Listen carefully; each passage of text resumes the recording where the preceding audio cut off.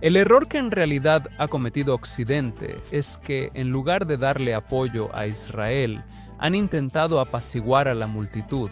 La bestia, ¿y quién es la bestia? Los migrantes musulmanes. Y desde el 7 de octubre, la yihad se ha propagado como un incendio forestal. Pero gracias a Dios que Israel está decidido a que la República Islámica y el Ayatolá deben irse. Y ese sería el mayor regalo para la región y para el mundo.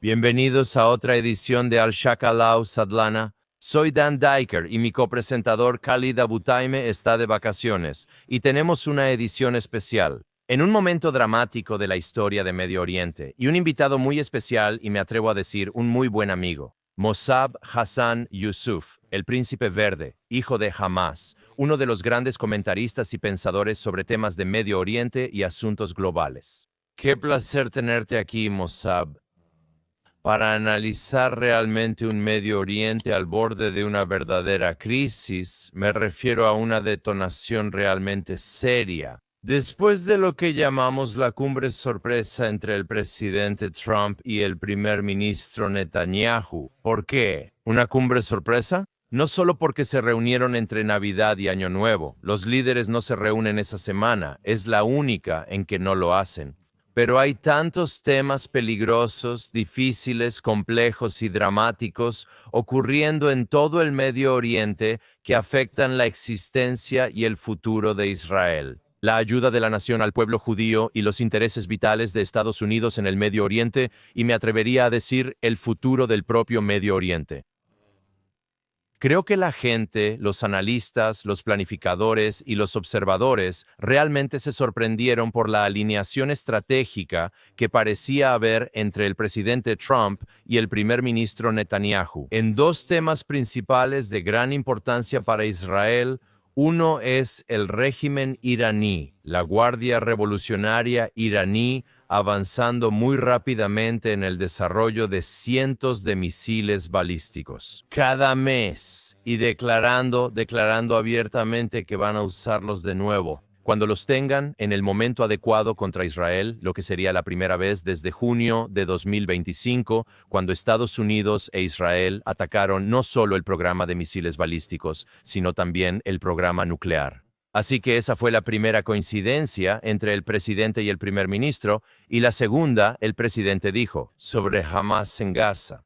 No pasaremos a la segunda etapa, sino solo si y cuando Hamas sea desarmado por la fuerza y Gaza esté desmilitarizada. Bueno, parece que la única fuerza internacional o la única fuerza que sería capaz y estaría dispuesta a hacer eso serían las fuerzas de defensa de Israel. Porque los países árabes, el Golfo y otras fuerzas internacionales, aparte de Turquía, no han expresado ninguna disposición para desarmar a Hamas por la fuerza. Y debajo de todo esto, y te lo voy a dejar a ti, hay una guerra ideológica, es una guerra que Occidente todavía, creo yo, en nuestra opinión, no está del todo consciente, que es la yihad, la guerra islámica, la guerra larga. Todo eso es realmente la infraestructura, la subestructura de lo que estamos hablando. Y eso es lo que determina los plazos y determina las expectativas de Occidente y determina el impulso de la alianza entre Estados Unidos e Israel. He puesto muchas cosas sobre la mesa, pero solo quería de alguna manera pintar un panorama y entregártelo para ver cómo, con tu pincel, ves que la imagen, la pintura, va surgiendo en este drama, un drama sangriento, Medio Oriente. Sí. Bueno, empecemos por el Medio Oriente. El Medio Oriente ha estado sentado sobre un volcán durante mucho tiempo. No es algo nuevo. Las personas que piensan que la situación en Líbano, Siria, incluso Jordania es estable, están totalmente equivocadas. Todos los países que rodean al Estado de Israel podrían estar al borde del colapso. En cualquier momento podríamos despertar por la mañana. Y hay una guerra civil en Líbano, una guerra civil en Siria. La ciudad, el rey de Jordania no es tan fuerte. Entonces, En un escenario, si Siria, Líbano y Jordania colapsan, habría caos. ¿Cómo va a afectar eso a Irak, que es de mayoría chiita? ¿Cómo va a afectar eso a los países árabes petroleros, a sus industrias? Sabes, un país como Qatar es un país muy pequeño, con una población de 28 millones. Solo 400.000 son indígenas de la tierra y el resto básicamente son extranjeros. Podrían ser invadidos en cualquier momento y no tienen la capacidad. Hay infielders 35 en el terreno. Si los terroristas de los rebeldes sirios, digamos, o de Jordania, que básicamente es en su mayoría hermandad musulmana, la hermandad musulmana es algo muy poderoso en Jordania y Jordania recientemente los declaró ilegales. Así que ahora se fueron a la clandestinidad. Y en el momento en que realmente se van a la clandestinidad es cuando debes preocuparte. Entonces, 7 de octubre, debió haber sido la alerta para cada régimen, para cada democracia, de lo que los yihadistas pueden hacer. Porque ¿cuáles son las fronteras políticas? Hay una cerca, hay un muro, pueden derribarlo, pueden cruzarlo, pueden tomar el control de una población civil y acabar con ellos, tomar rehenes. ¿Y cómo vas a lidiar con esta situación? Ningún ejército está preparado para algo así, y el error, en realidad, es el que ha estado cometiendo Occidente. Por un lado, entienden la naturaleza de la guerra entre Israel y Hamás, entienden lo que realmente significa. Una guerra urbana donde los terroristas secuestraron a toda una sociedad y la usan como escudo humano. Ellos lo saben, conocen los desafíos, nadie está preparado y en vez de darle apoyo a Israel, en realidad le dieron o intentaron apaciguar a la turba, a la bestia. ¿Y quién es la bestia?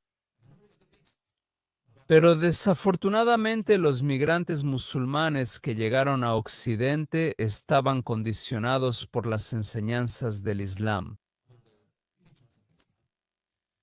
Y desde el 7 de octubre, en lugar de que el mundo entienda la dinámica de lo que está sucediendo, la yihad se propagó como un incendio forestal. Dicen Palestina libre, pero en realidad quieren decir destruir Israel. Dicen resistencia, pero en realidad quieren decir yihad, una guerra sagrada, una guerra religiosa, una guerra santa. De eso se trata la yihad. Y ahora, como puedes ver, Palestina es un detonante muy, muy peligroso, una amenaza muy peligrosa para Occidente. ¿Y cuántas personas realmente, Camus, explotaron la tragedia en Gaza y el movimiento de Palestina libre, lobos entre las ovejas, para realmente impulsar agendas muy peligrosas para destruir a Occidente desde dentro? Comunista islámico, alianza, una combinación muy peligrosa. En una época en la que China y Rusia han estado decididos a poner a Estados Unidos en un segundo plano. Así que Israel en realidad llega para responder muchas de esas preguntas. Primero que nada, la resiliencia israelí es un mensaje muy claro para los yihadistas, para la República Islámica, para los yihadistas palestinos. No es solo Hamás. Todo el concepto de Palestina está fundado en principios de yihad. La nueva generación de palestinos afirma que no es yihad, sino resistencia y se identifican como nacionalistas. Movimiento, pero en realidad no lo son. Es yihad, es Islam. Es matar por la mezquita de Al-Aqsa, una guerra ideológica. Que Arafat, por cierto, usó la misma imagen de Al-Aqsa, la citó y la declaró Al-Aqsa igual que Hamas. Y entonces, lo que escucho que dices es que hay una instrumentalización del concepto de Palestina en Occidente, lo cual no tiene nada que ver con un estado de este tamaño o de aquel tamaño, o un territorio de esta dimensión o de aquella dimensión. Lo que escucho que dices, Mossab, es que Palestina es un estado mental, es una ideología, es una conciencia política general que se utiliza para promover la yihad y el islamismo en todo el mundo, mientras que apela a Occidente como algo con lo que pueden identificarse como una especie de agravio territorial. Sí, definitivamente, este es el doble juego. Dicen algo aquí, pero se percibe otra cosa en el otro lado del mundo. Es muy, muy peligroso. Lo dije desde el principio. Palestina es un detonante muy, muy peligroso. La gente no se da cuenta de lo peligroso que es. Como alguien que vivió la primera intifada, las cosas eran muy pacíficas antes de la primera intifada.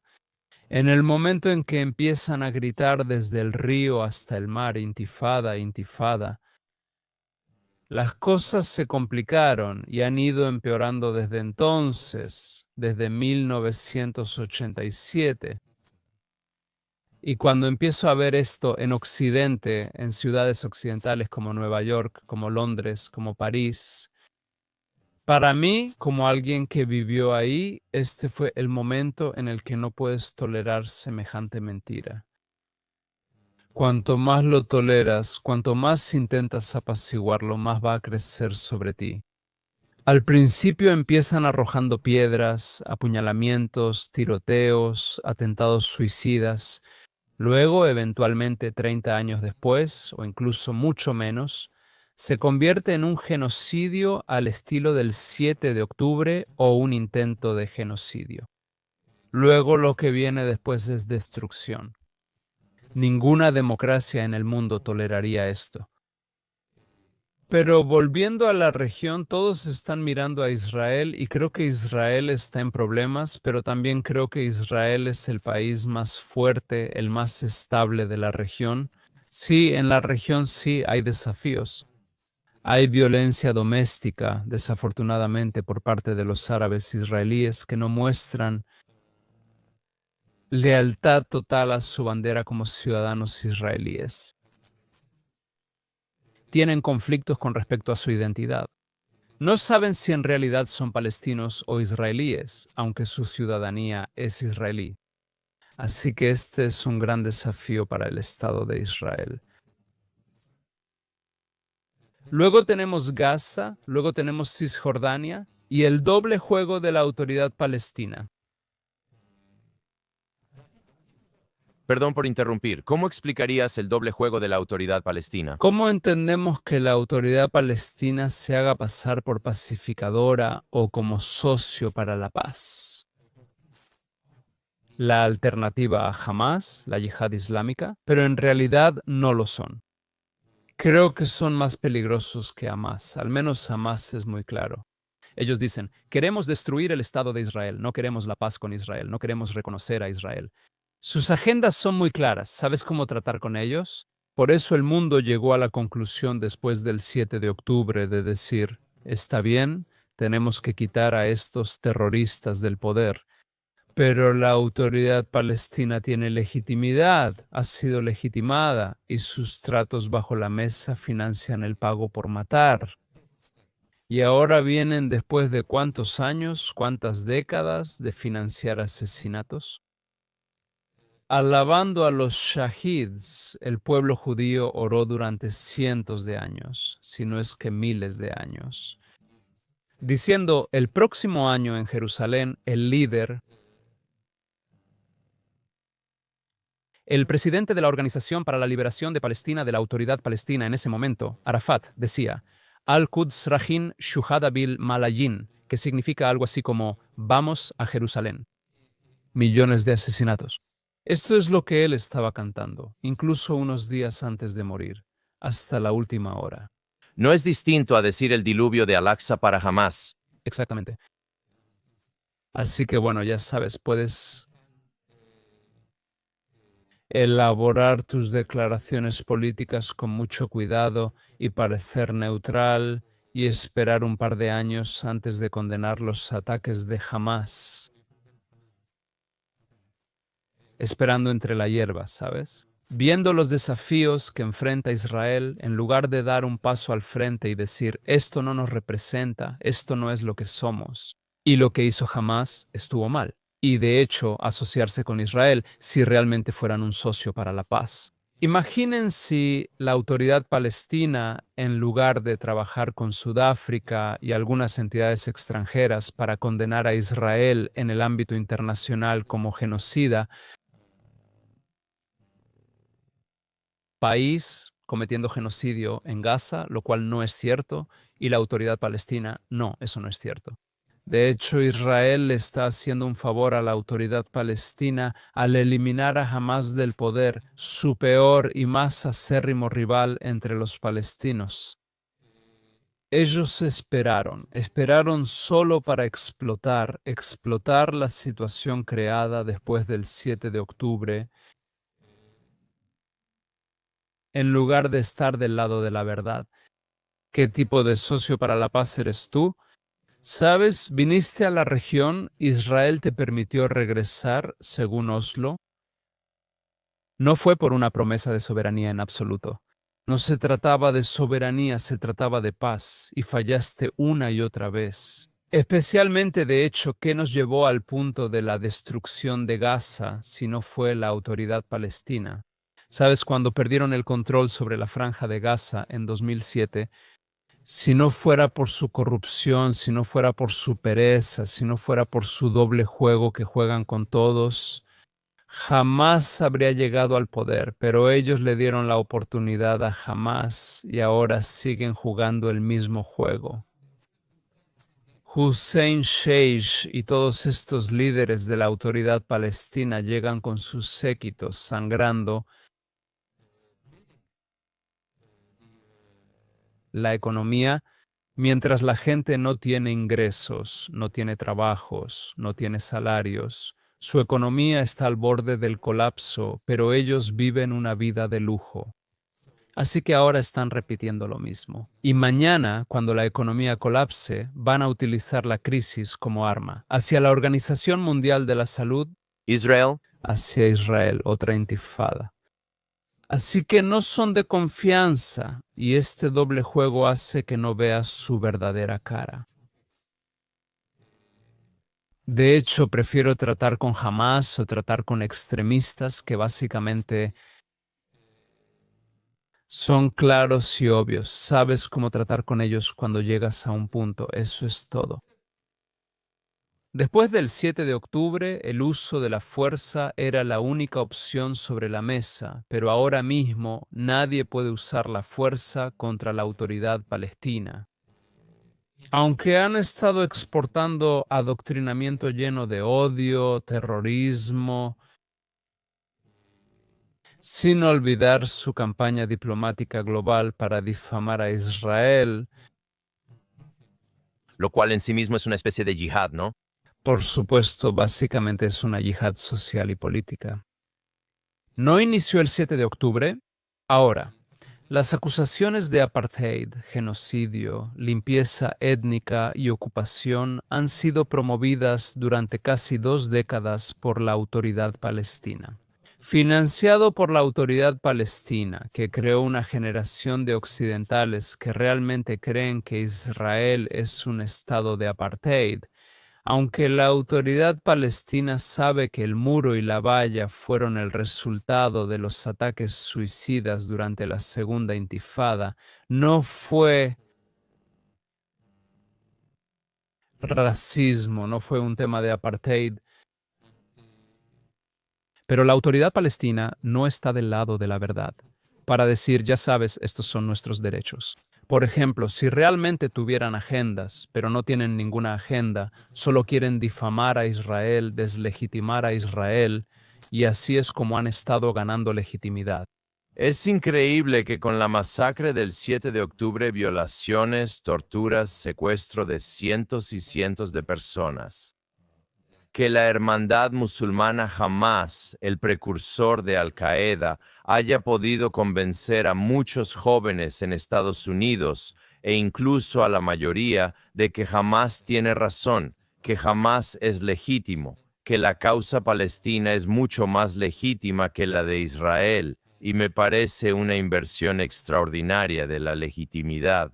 Incluso, especialmente considerando el hecho de que Hamas se enorgulleció mucho de documentar sus atrocidades con cámaras GoPro, y aún así con esa evidencia logró engañar a Occidente y convencer a Occidente a través del iPhone. Y las imágenes de la destrucción masiva de muchos edificios en Gaza, donde Hamas se escondía, usaba escudos humanos, explotaba a los niños en escuelas, en edificios, en mezquitas, en instalaciones de la Organización de las Naciones Unidas, e Israel termina pareciendo como el Hamas moderno, y Hamas, de alguna manera, termina pareciendo, ya sabes, los judíos victimizados, una inversión total. Sí, esto es lo... Ya sabes, ¿cómo me salgo con la mía después de un intento de asesinato? Sí, Le tiendo una trampa a alguna víctima con un crimen perfecto para que nunca puedan salir de la sospecha, y eso fue lo que hicieron. El 7 de octubre intentaron un genocidio. Sí, ¿cómo entendemos la guerra debajo de la guerra, el significado? En Occidente, sabes, los Estados Unidos se fundaron con la Constitución de los Estados Unidos. La ausencia de coerción religiosa es completamente, paradójicamente, en América. Puedes pertenecer a cualquier religión, a cualquier origen étnico, y la Constitución te lo garantiza. Ser libre, expresarte libremente, creer en lo que quieras creer, moverte libremente. Y sin embargo, lo que ha pasado es que las personalidades religiosas más extremistas y radicales de la hermandad musulmana han convencido al mundo libre de que su causa es virtuosa. Y sin embargo, parece que el mundo libre, encabezado por Estados Unidos, las potencias europeas y los países de habla inglesa, no está familiarizado con la naturaleza de la yihad. Tú mismo creciste en ese contexto cultural, lo entiendes tan bien como cualquiera allá, y también vives en Occidente, así que ¿qué es lo que Occidente no entiende? ¿Qué necesitan entender sobre esta larga guerra? Que el presidente Trump parece creer que puede terminar, ya sabes, si no a corto plazo, a mediano plazo, podemos llegar a un nuevo Medio Oriente según su visión. Pero como lo vemos desarrollarse, Mossavi, parece que esta larga guerra que conocemos como yihad tomará mucho, mucho tiempo en superarse, ya sea Irán, ya sea Turquía, y con la ayuda del adoctrinamiento y el gran poder blando de Qatar, ya sean los hutíes, ya sabes, y todos los demás grupos intermediarios, ayúdanos a entender la línea de tiempo aquí. La esencia de la yihad, ¿qué debe entender realmente Occidente? el problema de la yihad, eso es. Protegido por la religión más grande y de más rápido crecimiento en la tierra. Por un lado, los cataríes promueven el adoctrinamiento de la hermandad musulmana. Miles de imanes de la hermandad musulmana están en la nómina de Qatar. Pero por otro lado, Qatar reprime cualquier intento de criticar el Islam. Cuando la yihad se manifiesta, decir esto es islamofobia y terrorismo. No lo hace. Representa la verdad del Islam. Y simplemente siguen manipulando al público. Y realmente no sé cuál es su juego. ¿Es sabotear completamente a Occidente? ¿Impulso, explosión? Quieren que las cosas simplemente se salgan completamente de control, ya sabes, financias la mezquita donde se origina el odio, donde se recitan los versos de la yihad. Por otro lado, financias campus, universidades, y cuando la gente empieza a cuestionar, los silencias, los censuras. Qatar, olvídate de las mezquitas y los imanes o los yihadistas. Mira Al Jazeera, que en realidad retrata a los yihadistas como luchadores por la libertad, como un movimiento de resistencia, reinventando la barbarie y el terrorismo como un acto legítimo de libertad. ¿De dónde viene toda esta manipulación y confusión? El Occidente Jazeera es un imperio gigante que ha estado promoviendo una narrativa falsa durante tanto tiempo. Y por supuesto bajo el nombre de la libertad de expresión. Así que ya sabes, como estadounidense, en realidad mi libertad termina donde choca con las libertades de otras personas. Sabes, la libertad no significa que yo cancele tu derecho a existir y diga que esa es mi libertad de expresión. No, eso no es así. Pero hoy en las redes sociales hay tantas personas detrás de una pantalla impulsando la violencia. Y no hay censura en nombre de la libertad de expresión. Esa es la mayor ilusión en Occidente. Libertad de expresión. ¿Qué significa libertad de expresión? Si alguien me está incriminando por un crimen que no cometí y quieren sentenciarme a muerte y están validando, borrándome de la existencia, ¿todavía llamas a eso libertad de expresión? No es libertad de expresión, es una amenaza existencial. Y solo mira el antisemitismo, el anti-Israel, que se ha vuelto a etiquetar como antisionismo desde la guerra en Gaza. ¿Cuánto odio hay contra las comunidades judías? Lo que pasó recientemente en Australia, lamentablemente, no va a ser lo último. Y la yihad no es solo contra los judíos, también va a ser contra los cristianos. Confía un poco más en los yihadistas, empújalos más a la esquina. En el Reino Unido o en Dearborn, en ciudades mayoritariamente musulmanas hoy en día, o donde tienen poder, y veamos cómo se van a comportar. Va a ser desagradable. Así que está bien, podemos decir que estamos protegiendo la libertad de expresión, pero en realidad estamos permitiendo ideologías muy peligrosas. La hermandad musulmana y el yihadismo.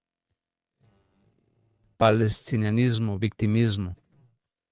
Que ahora mismo hay toda una generación en Estados Unidos y en Occidente que realmente se está adaptando a la mentalidad de víctima. ¿Sabes que el 7 de octubre fue justificado desde su punto de vista? Compraron la narrativa de que si has sido ocupado, si has sido oprimido, por supuesto, sin entender la realidad y cómo surgió el 7 de octubre. Mañana van a decir, estamos oprimidos por nuestro propio gobierno, estamos oprimidos por la oposición o por cierta religión. Y luego también van a creer que la violencia está justificada. El descubrimiento del Buró Federal de Investigaciones sobre el complot que se suponía iba a ocurrir. La víspera de Año Nuevo en Los Ángeles, 4 grandes ataques terroristas dirigidos a corporativos. El grupo no es yihadista, no es islamista, en realidad es de izquierda, afiliado con Palestina, el palestinismo y la narrativa de victimización palestina. ¿Y cuál es su demanda? Palestina libre y Hawái libre, Palestina libre y Hawái libre. Así que ahora, como puedes ver, hay una nueva generación diciendo Hawái libre. Es decir, subvertir a Estados Unidos. No es sobre Israel, es sobre el mundo libre. Exactamente. Básicamente así es como funciona el yihadismo. No necesariamente tienes que ser un yihadista. Un yihadista de Estado Islámico de Irak y Siria es legitimar la violencia y la barbarie por razones absurdas.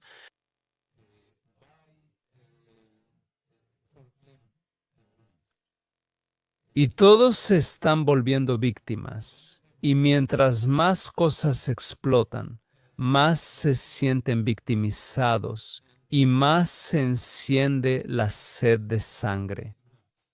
Así ha sido con los palestinos, que no han aprendido en 77 años, que viendo cómo es una bola de nieve que ha estado rodando y haciéndose cada vez más grande hasta que se convirtió en un genocidio el 7 de octubre, entonces en vez de aprender y decir es como, bueno, ya sabes, esto es todo, es un callejón sin salida, redoblaron la misma estrategia, la estrategia de la violencia. ¿Por qué en Occidente mucha gente ama que las redes sociales y el adoctrinamiento lleno de odio generen más violencia? Este choque en la realidad virtual se está proyectando de alguna forma en el mundo real. Y simplemente tenemos que aceptar que no es solo el Medio Oriente. En este momento podríamos estar experimentando el colapso de la civilización, y esto podría ser solo los síntomas de la Tercera Guerra Mundial. Podría ser y puede que no suceda. No lo sé, pero la humanidad en este momento está en el fondo. Y todos están buscando una excusa. Todos están buscando justificar la violencia. Y aquí viene el yihadismo, el palestinianismo. No hay diferencia, solo trauma autoinfligido, autovictimización.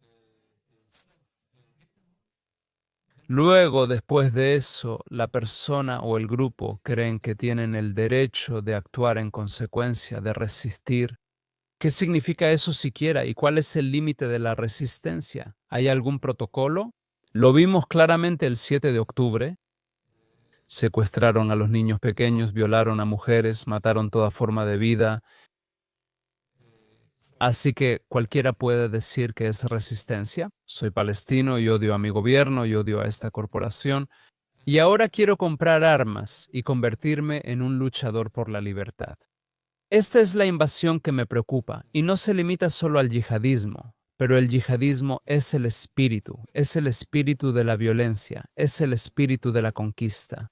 Así que existe este punto de encuentro entre lo que conocemos como ideología woke o de extrema izquierda y el islamismo. Coinciden en este punto medio sobre la victimización, sobre el acuerdo en torno a algún tipo de conspiración por parte del sistema, del Estado, del país, de los sistemas políticos, de quienes tienen el poder. Y así es, al parecer, como los jóvenes realmente han adoptado el mismo islamismo radical y extremista. Eso en realidad los mataría y se volvería en su contra si vivieran en esas sociedades. Sí, absolutamente. Muchos de los defensores de Palestina, si en realidad, si llegaran a Palestina, no saldrían vivos.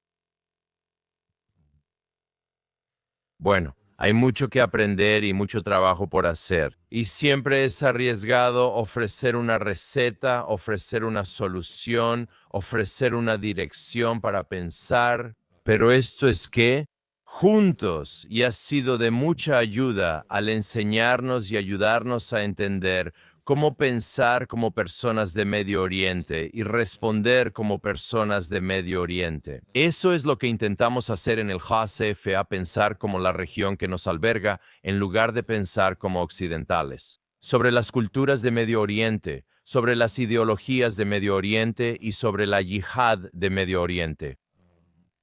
Y mientras intentamos hacer eso, de tender puentes entre las culturas políticas, ideologías, religiones y estrategias en todo Medio Oriente, hacia Israel y Occidente, dejemos a nuestros amigos y espectadores con un par de ideas sobre lo que deberían hacer para enfrentar de lo que hemos estado hablando, que es este yihad.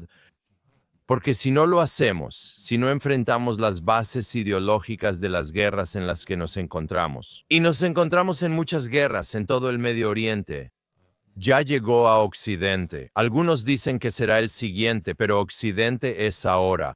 Porque el yihadismo, el islamismo, está en Estados Unidos, está en toda Latinoamérica, está en Venezuela. Hamas y Hezbollah están muy bien establecidos en Venezuela, aunque el presidente ya había enviado recursos militares a Venezuela. Se habla de narcotráfico, pero también existe tráfico de terror. Hezbollah está involucrado en grandes negocios allí y trabaja con los cárteles de la droga, y lo mismo hace Hamas. Creo que la gente no reconoce que estas organizaciones yihadistas están muy cerca de Estados Unidos y Norteamérica. Sí, bueno, esto es tiempo de guerra y esta guerra es diferente a cualquier otra guerra. Y simplemente tenemos que aceptar que hay tiempo para la paz y hay tiempo para la guerra. Y cuando la guerra se te impone, entonces no tienes otra opción más que luchar. Y la guerra de narrativas es parte de eso. Y por supuesto los occidentales que abrieron la puerta al caballo de Troya lo dejaron entrar. Moralistas que se hacen pasar por el Salvador que quiere salvar a los palestinos, a quienes nunca han conocido, que no entienden su juego en absoluto a costa de una democracia legítima. ¿Está bien? ¿Los dejaron entrar? Entonces, ¿creen que todo este adoctrinamiento lleno de odio cae en el vacío? ¿No cae al vacío? Eventualmente tendrá repercusiones, pero en mi opinión, el peligro no está solo en Europa. Como dije desde el principio, los países árabes petroleros. Hay una amenaza que viene de los yemenitas, la gente de Yemen. Arabia Saudita bombardeó Yemen ayer y viste lo que Yemen le hizo al Estado de Israel. Durante la guerra, envió a millones de personas a los refugios. Y tienen la capacidad, y si el ayatolá decide realmente armar a los hutíes para que puedan desestabilizar a los países árabes petroleros, tienen esa capacidad, el ayatolá tiene esa capacidad. Y créalo o no, nadie tiene el poder de poner tropas en el terreno. Yemen es mucho peor que Afganistán, tiene una geografía muy difícil y nadie quiere enviar ejércitos allí. Viste a Estados Unidos. Su guerra contra los hutíes duró 4 días. Y por cierto, este es el significado de reconocer la tierra somalí. Porque está justo al lado de Yemen, está junto al paso de Mandib Baba Mendebah, sí. El estrecho, Recto. derecha. Y es una ubicación significativa. Es muy, muy importante porque no puedes permitir que no son solo los hutíes, son los iraníes detrás de ellos. Y entonces, de nuevo, podrías pensar que los países árabes petroleros son estables y están en buenas condiciones. No lo están. Y por cierto, quieren que Israel acabe con Irán, quieren que Israel acabe con el ayatolá y con todos los aliados estadounidenses. Ellos saben que la mayor amenaza es el ayatolá, ya sabes, el ayatolá. La ambición no es Jerusalén, es la Meca, es la Meca. Y si tuviera la oportunidad, si no fuera por Estados Unidos, si no fuera por Israel, habría invadido hace muchos, muchos años. No intentó invadir Irak, y por cierto, tiene una población mayoritariamente chiita en Irak. Eso también, nunca sabes cuál va a ser su próximo movimiento, así que todos saben que esa es la amenaza. Pero mientras tanto, la gente quiere reducir el problema de una amenaza regional, donde la República Islámica y sus aliados han estado desestabilizando toda la región y lograron en gran medida desestabilizar el mundo. ¿Sabes? ¿Su operación en América Latina? Sí, es una operación muy grande, en cooperación con Venezuela. ¿Está documentado? Hay tantas pruebas de su operación justo en la frontera sur de Estados Unidos. Así que son un régimen terrorista global y no pueden permanecer en el poder para siempre. Así que tenerlo en la agenda de discusión entre el presidente de Estados Unidos y el primer ministro israelí es una prioridad. Es una prioridad tratar con Irán, no solo porque es una amenaza contra el Estado de Israel y, por supuesto, Al Jazeera, Qatar. En público lo presentan solo como un problema de Israel para condenar y difamar a Israel, impulsando agendas y convenciendo a los estadounidenses. ¿Por qué el dinero de tus impuestos está yendo para ayudar al Estado de Israel? Pero los cataríes saben que la amenaza no es Israel, la verdadera amenaza es Irán. Entonces, naturalmente deberían estar colaborando con Israel, con Estados Unidos, y esto es lo que hacen en sus reuniones secretas. Pero en las redes sociales y en el ámbito público condenan a Israel y desafían a Estados Unidos. Así que este es el doble juego y alguien tendrá que pagar el precio eventualmente. Pero gracias a Dios que Israel está decidido que la República Islámica y el Ayatolá deben irse. Y espero, y ese sería el mayor regalo para la región y para el mundo, que el pueblo de Irán, el pueblo de Persia, simplemente se levante y derroque a este dictador, a este asesino, a este terrorista, para derrocarlo y construir una verdadera democracia. No va a ser un proceso fácil, pero al menos si logran derrocar al ayatolá. El programa de misiles balísticos sería demolido, el programa nuclear sería suspendido para siempre y el mundo le daría una mano a los iraníes, donde ya sabes, podremos conectar no solo a Israel con Irán, sino también al resto de la región, y entonces estaremos hablando de paz y prosperidad.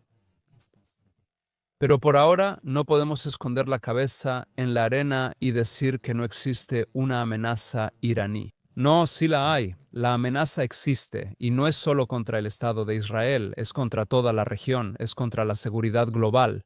Así que la llamada comunidad internacional tiene mucho trabajo por hacer para enfrentar esta amenaza global. Y realmente apreciamos que haya venido y nos haya dado una verdadera lección sobre cómo pensar en estas cosas. Y este es nuestro gran desafío. ¿Cómo hacemos las preguntas correctas? ¿Y cómo podemos, con la mayor humildad, encontrar caminos que ayuden a la región, al Medio Oriente, a Occidente, a ser más seguros, más protegidos y más prósperos? Pero la primera etapa es exponer y luego educar, y después involucrar a aliados y amigos hacia una realidad mucho mejor que hoy nos has ayudado a comprender.